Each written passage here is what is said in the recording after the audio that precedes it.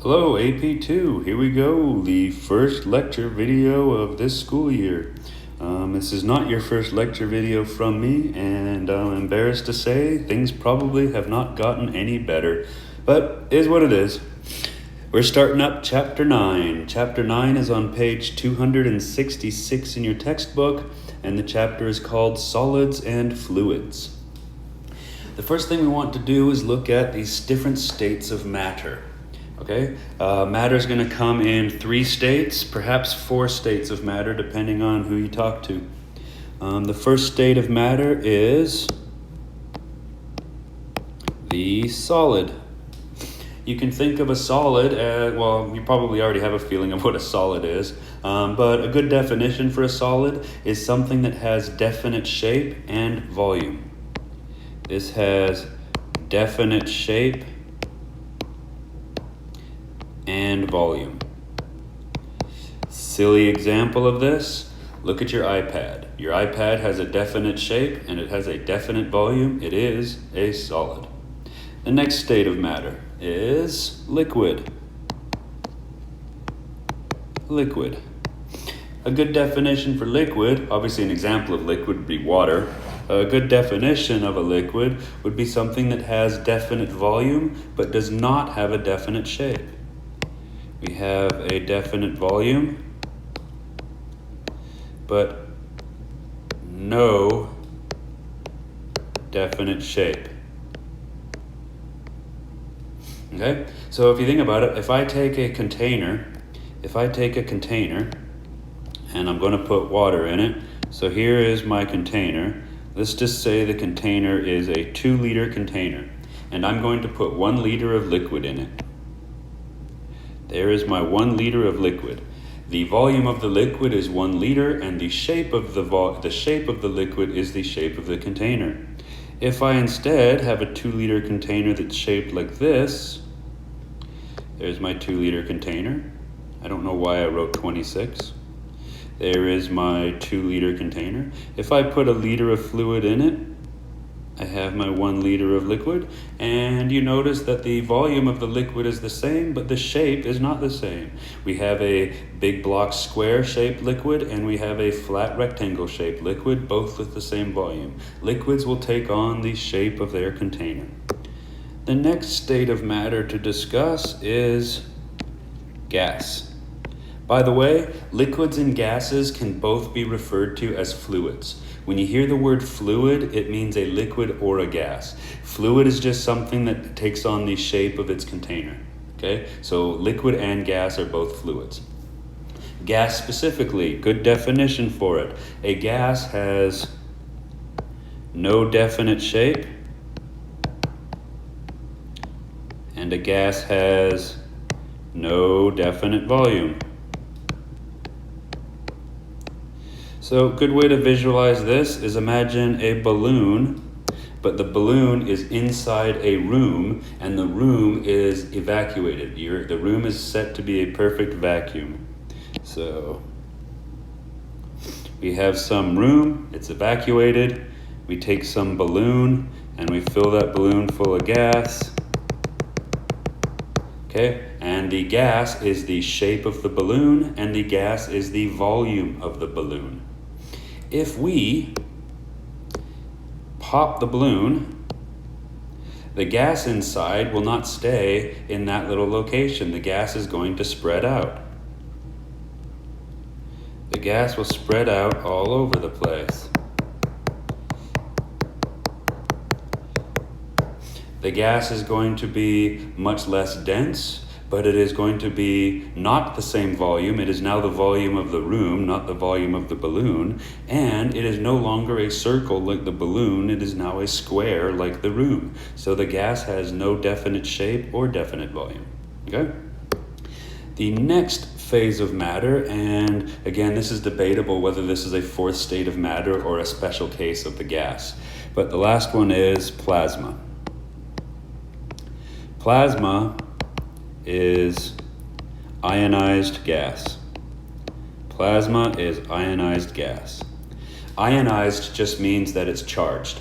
So you can think of plasma as a gas that is so hot that the particles that make up the gas, the little molecules or atoms that make up the gas, have so much kinetic energy that when they bang into each other, they knock electrons off. And when you knock electrons off, you leave the gas charged. So a plasma is a gas that is so hot, the particles have so much kinetic energy, they collide with each other and knock electrons off. You end up with a charged gas. This is a plasma. There you have it, states of matter. If we were live, I'd ask if there's any questions, but it doesn't matter if there are because, hi, you're watching a video. So let's keep going. The next section to talk about is deformation of solids. Deformation of solids. That's a fancy way of saying deforming solids. I love using the same word in its definition. Basically, we're going to be talking about bending things and looking at the elastic properties of solids. The real way to look at this is there's two sort of things that can happen. If I apply forces to a solid, I can bend it or stretch it, and if I apply small forces, I'll bend it and stretch it and it'll spring back to its original shape.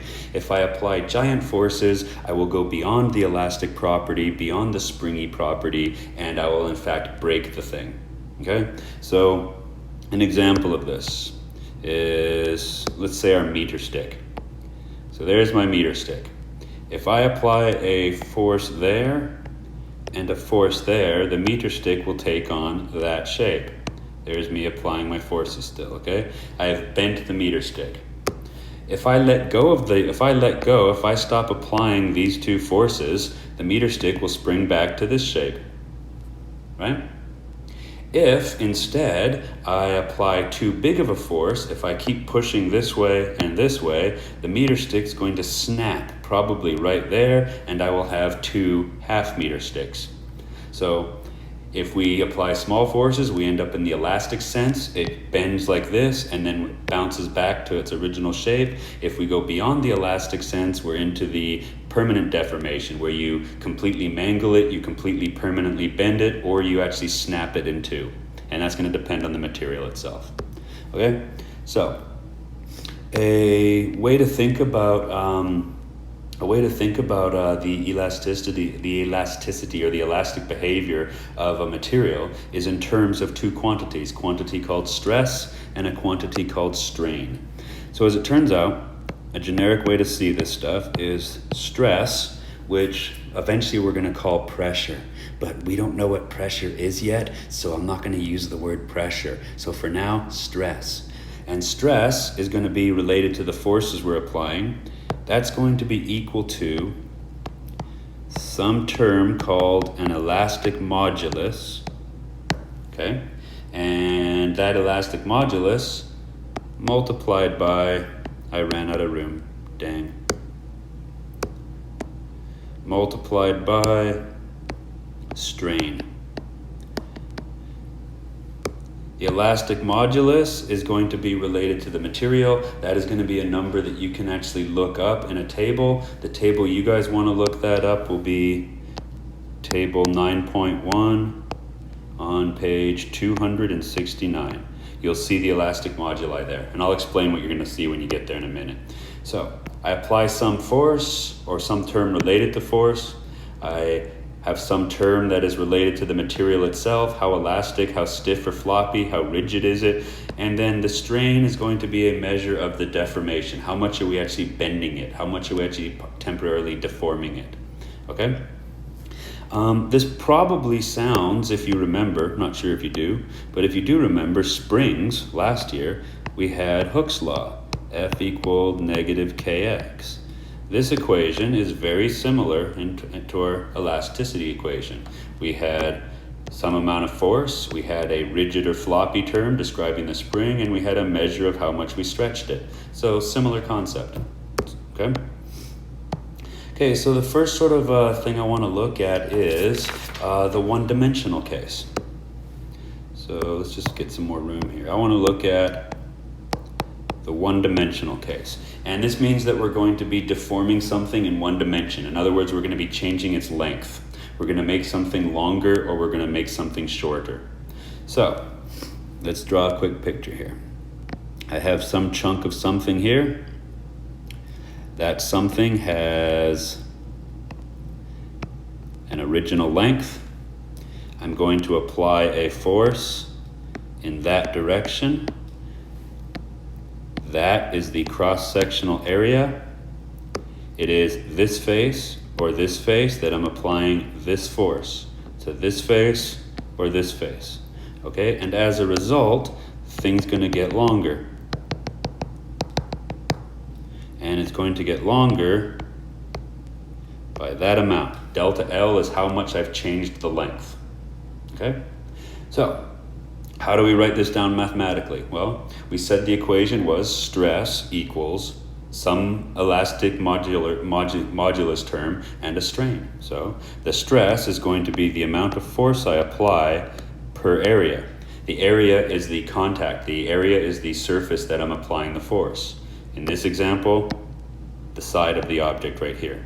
Okay, so force per area. And if you remember pressure being force per area, you can see what I meant before about stress and pressure being the same, but we'll get back to that. So I've got my stress term. That is going to equal an elastic modulus term. In the one-dimensional case, that is called Young's modulus. Why? Young's modulus you can look up for whatever the material is in table 9.1. The next term is going to be the strain. How much did we actually deform this? Well, the deformation, the way we can measure that is just the difference, the ratio of the amount that we changed the length to the original length. And that gives us the elasticity, the deformation equation in one dimension. Okay, let's try looking at the two-dimensional case. The two-dimensional case. This is going to involve something called shear. Okay, so let's imagine, a good way to imagine shear is imagine a book. Imagine a book on a table. And I put my hand on the top cover of the book and I push away from the binding. And the bottom of the book doesn't move on the table, the top of the book actually moves, and all the pages inside the book start sliding with respect to each other. What did I just describe? We'll see if I can draw it. Wish me luck. So there's my book, and I'm going to apply a force in that direction. There's going to be friction right here, which is going to be applying a force in that direction, trying to stop me from moving the book. However, the book is not a solid object, so it will actually move with respect to each other. So what will happen as a result is the book's shape will change into something like this. Okay? And that means these pages have moved with respect to those pages, which moved with respect to those pages, which moved with respect to those pages. You can imagine all those pages sliding across each other, right? So I applied a force in that direction. Right here is my cross-sectional area. So this side right here is the area. So the top surface of the book is the area I'm applying the force. Okay. We're going to use, how am I thinking about drawing this again? Oh yeah, we're going to say that that is delta x, and that is the height. Okay, so we've got force, we've got an area, we've got a height, and we've got the amount that we've changed. This top piece has moved that far with respect to the bottom part. So our equation is going to be shear equals some elastic term times the amount of deformation, the amount of strain. The shear is going to be force per area. And again, to remind you, the area is the area that we're actually applying the force. Okay. It's going to equal, in this case, the two-dimensional case, the shear case, is going to be equal to a term called the shear modulus. So our elastic term is called the shear modulus, S. And the amount of deformation is going to be the ratio of delta x to h. The ratio of how much we bent the top that way compared to the original height. And there is our deformation of solids in two dimensions using shear. Lastly, we get the three-dimensional case. This is where we're going to be dealing with deforming something in volume. We're going to be compressing the volume to a smaller volume, or we're going to be applying forces to stretch it to a larger volume. I'm not even going to attempt to draw this. I'm not good at drawing volumes getting bigger and smaller, so we'll just leave that alone for now.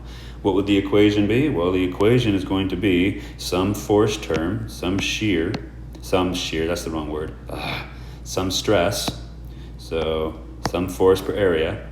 In this case, the area is the surface area of the object. If it's a sphere, this would be the surface area of the sphere. If it's a cube, this would be the surface area of the cube, not just one side, the entire surface area. We're talking three-dimensional now, okay? It's going to be equal to some elastic term, which in this case is called the bulk modulus, so B, and the amount of deformation, the strain, is going to be the ratio of how much we change the volume to the original volume. And that gives us the three-dimensional deformation of solids term. Well, I hope this all made sense. I'm going to stop now, and you guys are going to start working on some problems. You guys are probably going to either be working on problems or watching me demo this in class. We'll talk